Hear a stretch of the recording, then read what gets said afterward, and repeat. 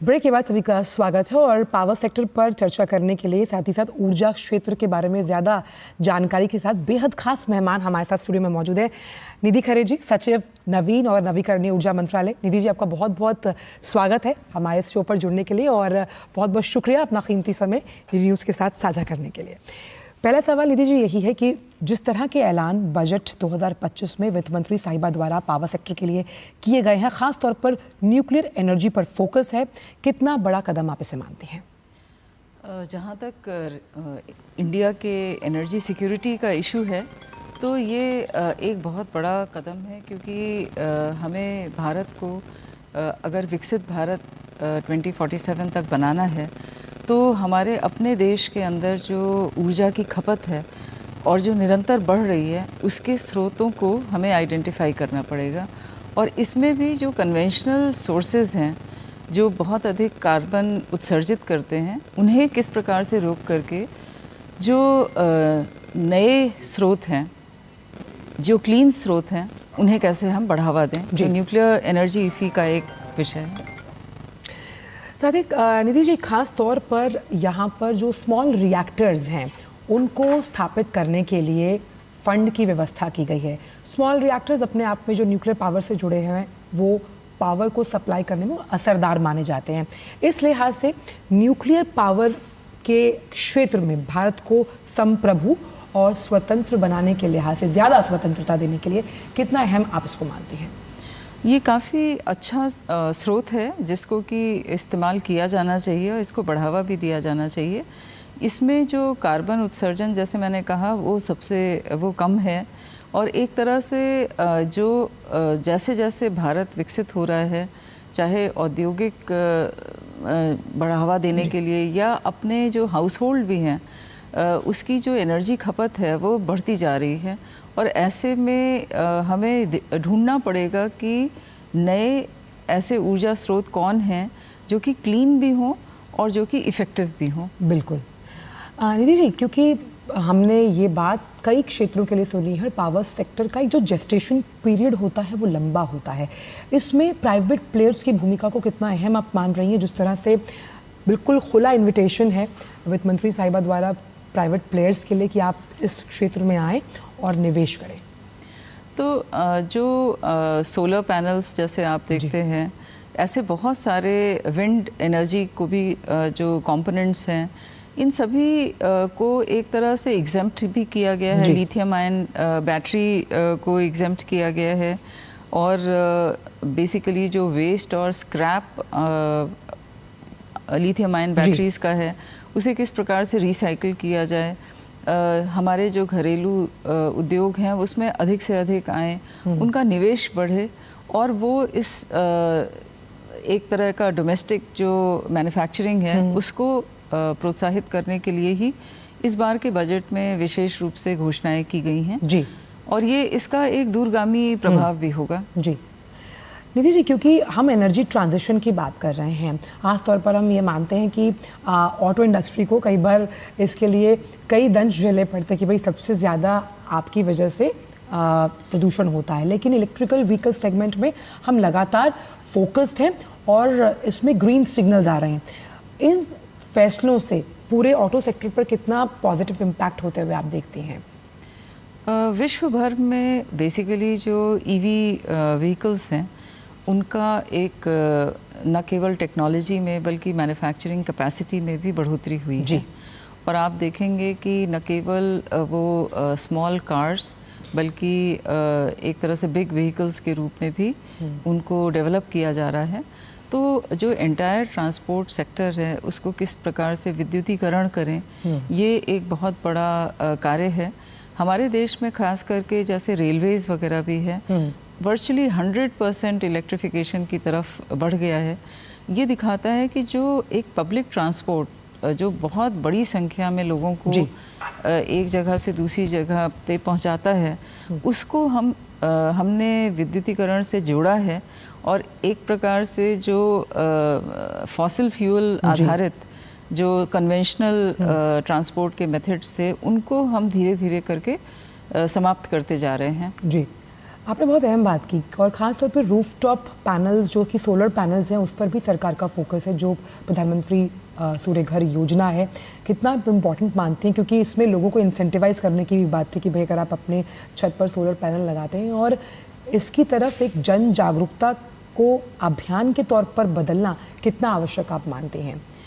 ये पहली बार इस प्रकार की एक योजना आई जिसमें कि हाउस होल्ड्स स्वयं ही एनर्जी प्रोड्यूस कर रहे हैं, और इसको बहुत ज़बरदस्त प्रोत्साहन मिलने के साथ साथ इसमें बहुत ज़्यादा एक्साइटमेंट भी लोगों की तरफ से आया है।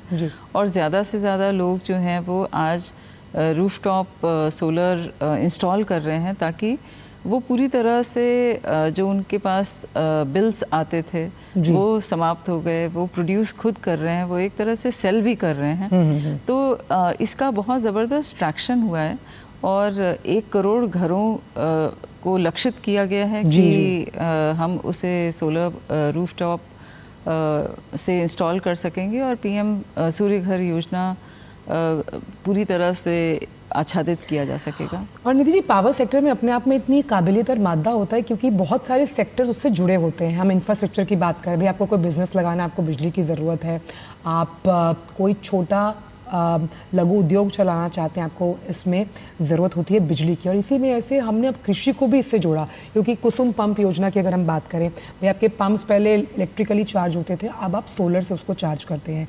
तो ये जो कनेक्शन है पावर का तमाम सेक्टर से, उसमें अब आपके पास अलग अलग नवीकरणीय ऊर्जा के विकल्प मौजूद हैं। ये किस तरह से अन्य सेक्टर्स को एक मल्टीप्लायर पॉजिटिव इम्पैक्ट देंगे?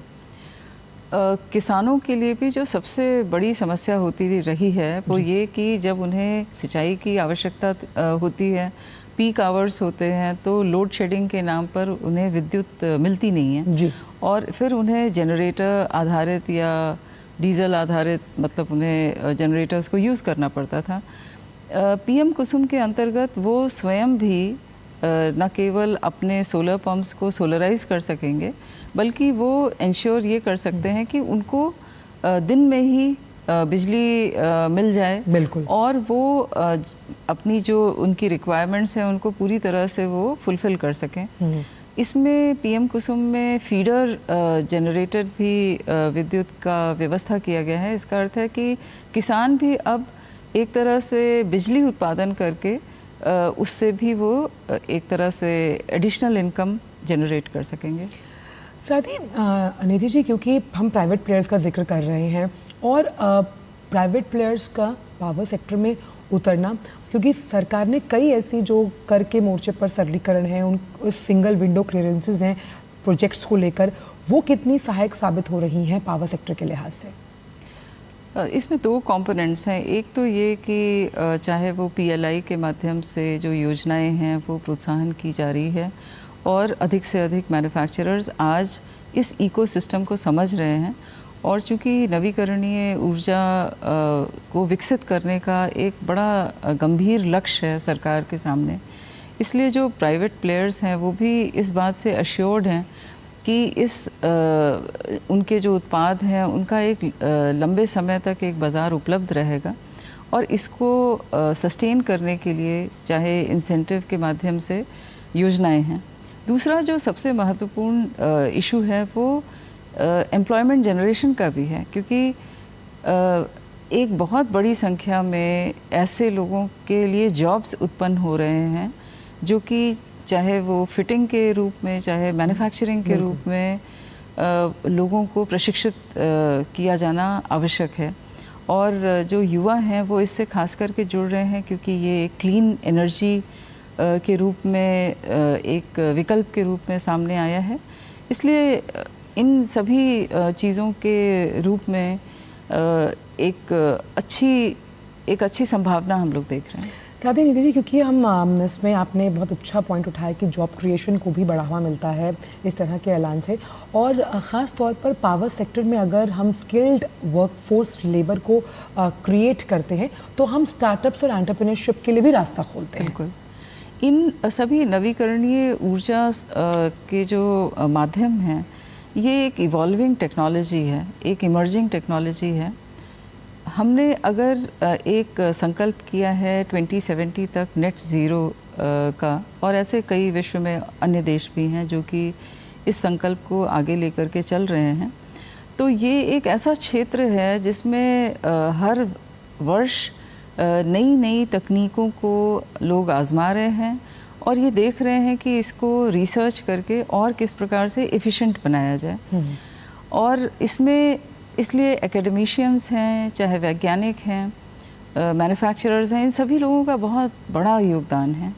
और आगे आने वाले समय में आप देखेंगे कि किस प्रकार से इस क्षेत्र में बहुत अधिक विकल्प आएंगे, बहुत अधिक कमोडिटीज़ आएंगी, नए नए ऊर्जाओं को एक तरह से आइडेंटिफाई करने का एक एफर्ट रहेगा। बिल्कुल। और जो टेक्नोलॉजी की आपने बात की, तो ये टेक्नोलॉजी ट्रांसफ़र भी बहुत अहम है, क्योंकि पावर सेक्टर के कई ऐसे मॉड्यूल्स हैं, कई ऐसे मॉडल्स हैं जो हम बाहर के देशों में देखते हैं और हम उसको अडॉप्ट करने की कोशिश करते हैं। तो ये टेक्नोलॉजी ट्रांसफ़र भी कहीं ना कहीं ईज़ आउट होता हुआ आप देखती हैं पावर सेक्टर के लिए? हाँ बिल्कुल, ये एक बहुत ही एक्साइटिंग फील्ड है और इसमें हर स्टोरेज, हर लेवल पे जब एनर्जी का प्रोडक्शन और उसका स्टोरेज और उसके बाद उसका ट्रांसमिशन, इन सभी ये जो वैल्यू चेन है, इन सभी लेवल्स पर बेहतर एफिशिएंसी के लिए निरंतर रिसर्च की आवश्यकता है और जो कि हो रही है। खास करके हमारे देश में बहुत सारी ऐसे यूनिवर्सिटीज़ और IITs इन सभी में लगे हुए हैं।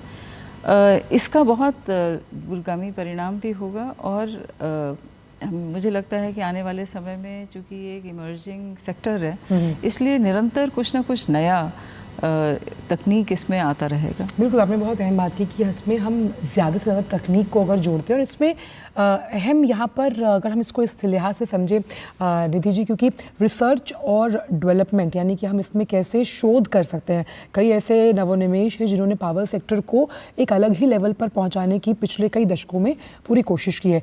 तो रिसर्च पर कितना फोकस रहेगा पावर सेक्टर को और उल्लेखनीय प्रगति के साथ आगे बढ़ाने में?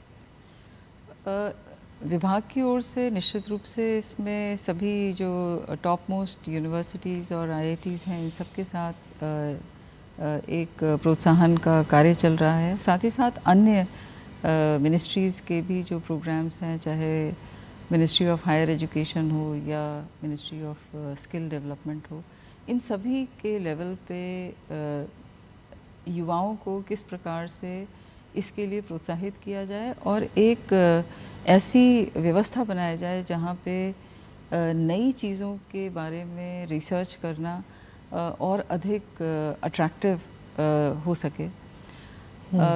इसके लिए जो एक व्यापक व्यवस्था है हमारे देश में, उससे निश्चित तौर पे हम ये कह सकते हैं कि आने वाले समय में ज़्यादा से ज़्यादा युवा इसको एक तरह से अपनी विधा में बिल्कुल करियर ऑप्शंस के तौर पे लेंगे।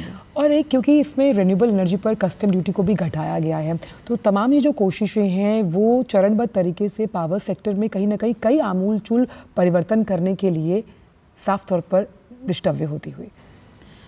क्योंकि हमारा बहुत ही एम्बिशियस टारगेट है, इसको एक तरह से मीट करने के लिए ये बहुत ज़रूरी है कि जो हमारे जहाँ कहीं भी संसाधन उपलब्ध हैं, वो किस प्रकार से देश के इस महत्वाकांक्षी गोल को अचीव कर सकें, इसी को थोड़ा ईज आउट करने के लिए ये किया गया है। और बहुत संक्षिप्त में आखिरी सवाल है कि जब नवीकरणीय ऊर्जा मंत्रालय और कई ऐसी पहल करते हैं, हमने देखा है कि राज्यों के साथ मिलकर किस तरह से सामंजस्य बिठाया जाएगा ताकि ये जो इतना एम्बिशियस हमने लक्ष्य रखा है, इसको हम अपने टाइमलाइन के अंडर अचीव कर पाएँ? राज्यों का एक बहुत बड़ा सकारात्मक रोल है और राज्य सरकारें भी देख रही हैं, क्योंकि जो हमारे कन्वेंशनल सोर्स हैं बिजली उत्पादन के, उसमें काफ़ी समस्याएं रही हैं और जिस प्रकार से राज्य सरकार इसको अलग अलग लेवल पे सब्सिडाइज करती हैं, एक ये समस्या उनके स्तर पर भी रही है। लेकिन जब से न्यू एंड रिन्यूएबल एनर्जी के जो स्रोत आए हैं और उनमें एक पैरिटी भी आई है, इस तरह से राज्य सरकारों के लिए भी बहुत आसान हो रहा है कि वो इन विषयों को अपने स्तर से भी और आगे बढ़ाएं। जी निधि जी, बहुत बहुत शुक्रिया आपका। आप इस शो पर आई और आपने पावर सेक्टर थोड़ा कॉम्प्लेक्स होता है लेकिन बहुत ही आसान भाषा में हमें जो बजट में तमाम बातें कही गई उन्हें समझाया, रोशनी डाली। बहुत बहुत शुक्रिया आपने विचारों को इस मंच से साझा करने के लिए। तो